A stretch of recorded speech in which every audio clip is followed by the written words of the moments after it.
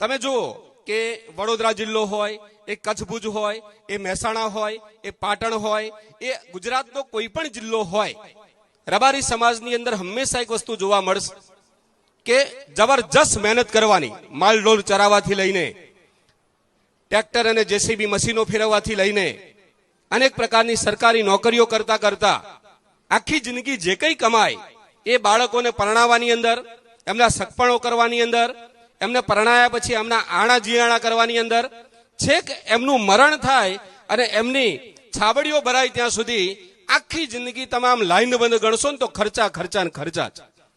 આપણું સામાજિક સ્ટ્રક્ચર જ એ પ્રકારનું છે કે જબરજસ્ત મહેનત કરીને, પુષ્કળ પ્રકારની મહેનત કરીને સામાજિક આ બધી જે રીત રિવાજો છે એ રીત રિવાજોની અંદર પુષ્કળ ખર્ચાઓ થાય છે. અને રજવાડાઓને ના પોસાય એવા ખર્ચા, રજવાડાઓને ના પોસાય એવા ખર્ચા ખાલી દેખાદેખી કે પેલા ભાઈએ આવું કર્યું તો હું પણ બતાવી દઉં કે જો તારા કરતા હું દોઢું વાપરી શકું એમ છું. આણે લગ્નની અંદર 10 લાખ ખર્ચ્યા તો હું પણ બચાવી દઉં, હું 15 લાખ ખર્ચીને કરીશ. ભલે પછી 15 ની અંદરથી 2 જ ઘરના હોય, તે રૂચી ના લાયા હોય, પણ 15 લાખનું જાજરમાન લગ્ન સમારંભ કરવા, બધાને બતાવી દેવાનું, આમ એક સોટ્ટો પાડી દેવાનો અને પછી એ 13 લાખનો ખાડો પૂરવા માટે આખી જિંદગી વૈતરું કરવા. 1-2 દિવસની એ જે ભપકા છે એ ભપકાને બતાવવા માટે પછી એ 13 લાખનો ખાડો પૂરવા આખી જિંદગી જબરજસ્ત મહેનત, જબરજસ્ત વૈતરું કરવાનું. આ બધે છે, જ્યાં જુઓ ત્યાં તમને જોવા મળે છે. એટલે સામાજિક ખર્ચાઓની અંદર મને એક વસ્તુ નથી સમજાતું. જે લોકો વાણિયા છે, જે લોકો પટેલ છે, જે લોકો બ્રાહ્મણ છે, એ આપણા જેવી સામાજિક રીત રિવાજો નથી અપનાવતા.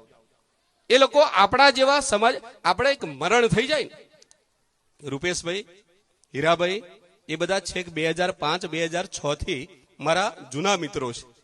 આજે એમના આગ્રહના વશ થઈને એ બાજુ ઘણા બધા લગ્નો હતા તો પણ અહીંયા આવવું પડ્યું છે અને તમને બધાને મળવાનો લાવો મળ્યો, એ મારું સૌભાગ્ય છે.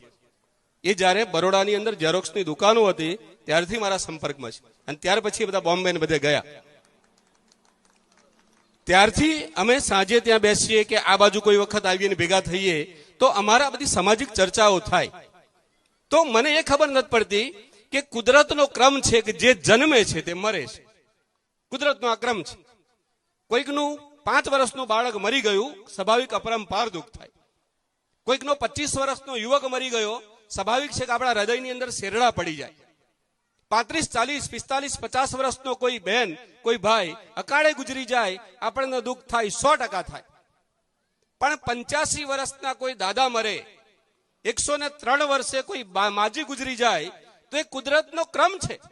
103 વર્ષે મરેલા માજી પાછળ તમે એ પોતે જે કુટુંબની અંદર મરણ થયું છે એ પણ એવું ઈચ્છતા હોય કે અમે ભૂલી જવા માંગીએ છીએ, પણ સગાવાલા એટલા બધા આવે, એટલું બધું રોકકડ કરે અને તમે જો આમ ઘૂમટો કાઢી કરા જોવો ને તો સાચું રડતા જ ના હોય.